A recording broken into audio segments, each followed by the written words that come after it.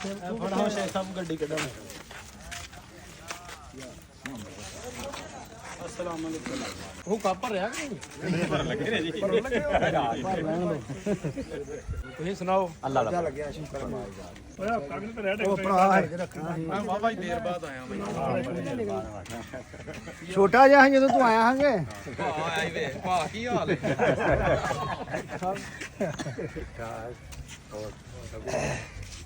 ਰੱਖ ਲਾ ਕਾ ਭਾਈ ਹੋ ਬਸ ਸਾਰੀ ਲਾਈਨ ਨੇ ਕੰਮ ਛੱਡੇ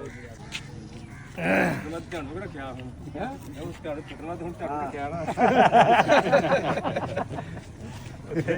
ਛੁੱਟੀ ਛੁੱਟੀ ਇਹ ਪਏ ਤੇ ਨਾਲਾ ਸ਼ੁਕਰ ਬਿੱਲਾ ਕਿੰਨਾ ਮਜ਼ਾ ਆਈ ਹੈ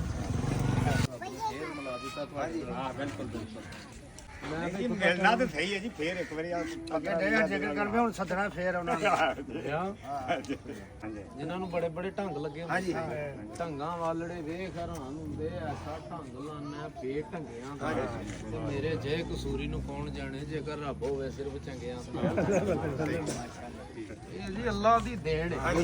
ਤੇ ਜਿਹਨੂੰ ਮਰਜ਼ੀ ਦੇ ਦੇ ਬੇਸ਼ੱਕ ਤੁਹਾਡੇ ਕੀ ਹਾਲ ਹੈ ਸਲਾਮਤ ਰੱਖੇ ਸ਼ੇਰ ਸੁਣਾਉਣ ਵਾਸਤੇ ਖਲੋਤਾ ਹੀ अस्सलाम वालेकुम दोस्तों मैं ਤੁਹਾਡਾ ਆਪਣਾ ਬਿਲਾਲ ਇਧਰ ਇਹਨਾਂ ਵਾਸਤੇ ਇੱਕ ਸ਼ੇਰ ਬੋਲ ਰਿਹਾ ਕਿ ਜਿਸ ਵੇਲੇ ਇਨਸਾਨ ਇਸ ਦੁਨੀਆ ਤੋਂ ਜਾਂਦਾ ਨਾ ਉਸ ਵੇਲੇ ਉਹਦੇ ਜਨਾਜ਼ੇ ਤੇ ਉਹ ਲੋਕ ਵੀ ਇਕੱਠੇ ਹੋਏ ਹੁੰਦੇ ਨੇ ਕਿ ਜਿਨ੍ਹਾਂ ਉਹਨੂੰ ਕਦੇ ਜ਼ਿੰਦਗੀ 'ਚ ਪੁੱਛਿਆ ਹੀ ਨਹੀਂ ਤੇ ਉਸ ਬੰਦੇ ਦੀ ਕੀ ਪੁਕਾਰ ਹੈ ਬਾਬਾ ਜੀ ਸਾਈਂ ਸਰਦਾਰ ਰਹਿਮਤੁल्लाह अलैह लिखते ਨੇ ਕਿ ਸੈਕ ਸੈਕ ਕੇ ਜਿਨ੍ਹਾਂ ਨੂੰ ਮਰ ਗਿਆ ਮੈਂ ਅੱਜ ਸਤਰਾਂ ਵਾਰਨ ਤੇ ਆ ਗਏ ਨੇ ਲੀਰਾਂ ਪਾਟੀਆਂ ਵੇਖ ਕੇ ਹੱਸਦੇ ਸਨ ਅੱਜ ਕਫਨ ਸੰਵਾਰਨ ਤੇ ਆ ਗਏ ਨੇ ਫੜੀ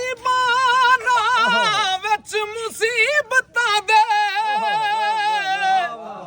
ਕਬਰ ਵਿੱਚ ਉਤਾਰਨ ਤੇ ਆ ਗਏ ਨੇ ਉਹ ਜਿੰਨਾ ਫੁੱਲਾਂ ਨੂੰ ਸੈਕ ਸਰਦਾਰ ਮੋਇਆ ਕਬਰ ਉੱਤੇ ਖਲਾਰਨ ਤੇ ਆ ਅੱਲਾਹ ਸਲਾਮਤ ਰੱਖੇ ਅੱਲਾਹ ਸਲਾਮਤ ਮੈਂ ਉਹਦੇ ਆਣ ਖੜਾ ਪੱਠੇ ਕਰਨਾ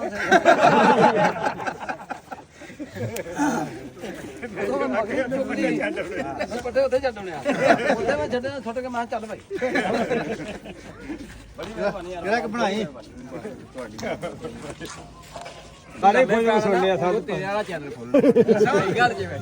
ਉਹ ਦੀਵਾਨ